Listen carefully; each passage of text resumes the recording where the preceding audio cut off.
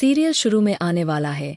बहुत ही धमाकेदार ट्विस्ट जहां पर सरू और वेद मिलकर अब मन्नत की जो चादर है उसे चरा देंगे और यहाँ पर अब चंद्रकांत ने जो कहा होता है उसे प्रूव कर चुका होता है यहाँ पर वेद, और साथ ही उसे फिर से मिल जाएगा सरू का साथ। लेकिन कैसे होगा यह सब, चलिए बताते हैं। लेकिन हाँ, अगर अभी तक आपने हमारे चैनल को सब्सक्राइब नहीं किया है तो जल्दी से कर लीजिए, जहां आप आने वाले ट्विस्ट में देखने वाले हैं कि यहाँ पर जो सरू होती है वह काफी ज्यादा खुश होती है। वेल यहाँ पर वह थोड़ी परेशान तब हो जाती है जब तारा आकर ड्रामा क्रिएट कर देती है। इसके बाद यहाँ पर जो तारा है वह बहुत ही उल्टा सीधा बोलती है सरू को और कहती है कि इस थर्ड क्लास लड़की से मैं अपने बेटे की शादी कभी नहीं होने दूंगी। जिसके बाद चंद्रकांत को काफी गुस्सा आ जाता है और वो कहता है कि तुम्हारा वेदन ही है मेरी बेटी के लायक। समझ में आया? अगर उसके नाम के आगे से बिरला हटा दिया जाए ना तो वह कुछ भी नहीं है। जिसके बाद यहाँ पर अब तारा वो गुस्सा हो जाती है, लेकिन तभी यहाँ पर अब सब लोग चले जाते हैं और चंद्रकांत कहकर जाता है कि अब चाहे कुछ भी क्यों ना हो जाए सरू और वेद की शादी कभी नहीं होनी होगी क्योंकि मैं होने ही नहीं दूंगा। जिसके बाद वह गुस्से में चला जाता है रूम में और जाकर गेट बंद कर लेता है। यहाँ पर वह गेट को खोलता ही नहीं है। वेद मार मार के अपने हाथ में चोट तक मार देता है, लेकिन फिर भी वह नहीं खोलता गेट, और साथ ही यहाँ पर अब जो परिवार वाले हैं वह भी चंद्रकांत को समझाने की कोशिश करते हैं, लेकिन चंद्रकांत बिल्कुल भी नहीं मानता। वो अपनी बात पर अड़ा हुआ है और इसके बाद होता है एक बड़ा फैसला। जी हाँ, यहाँ पर अब जब चंद्रकांत गरीबों में कुछ बांट रहा होता है, मतलब सामान वगैरह भी वहां पर झोली फैलाए बैठ जाता है। अब वेद और कहता है कि आज तो आप सबको उद्या दे रहे हैं ना, मुझे भी दे दीजिए, मुझे मेरी सरू दे दीजिए।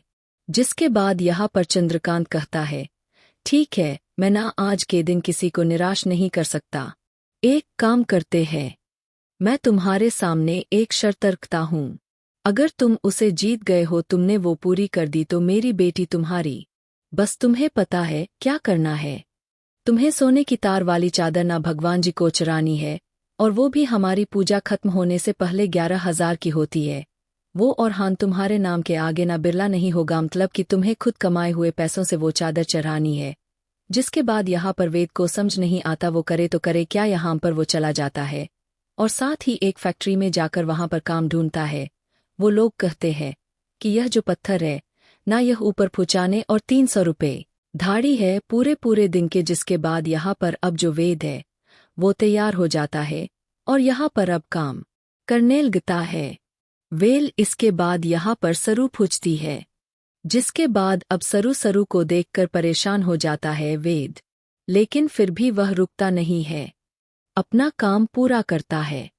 लेकिन यहाँ अनिका पहुंच चुकी है, मतलब वह कोई बड़ा कांड करने वाली है। लेकिन कोई फायदा नहीं होगा क्योंकि वेद इस सब को जीत भी जाएगा और अपनी सरू को भी। जिसके बाद वह सरू को लेकर अब पहुंचेगा बाबा जी के दरबार में और जाकर अब मन्नत वाली चादर चढ़ाएगा।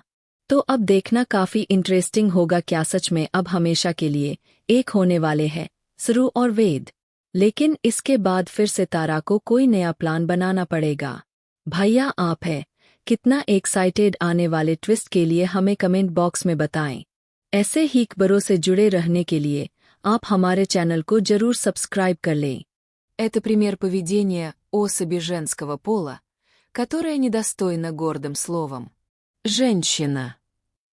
В чем отличие этих двух понятий? Чтобы называться женщиной, нужно соблюдать определенные нормы поведения, а особи женского пола достаточно обладать ха-ха-хромосомой. Именно из-за носительниц ха-ха-хромосомы у многих мужчин пропало уважение к женщинам, пропало желание знакомиться и помогать им. Но как так получилось, что особи женского пола формируют наше отношение ко всем женщинам? Сегодня расскажу, с чем это связано, а также что делать, если ты хочешь встретить именно женщину, а не обладательницу ха-ха-хромосомы. Прежде всего, наше отношение к противоположному полу определяют социальные сети. Наверняка ты слышал такие термины: как базовый минимум, зарплата жены, оленей хоровод. Это все пришло к нам из интернета. Даже если ты смотришь ролики про спорт, историю и политику, тебе в любом случае в рекомендациях попадает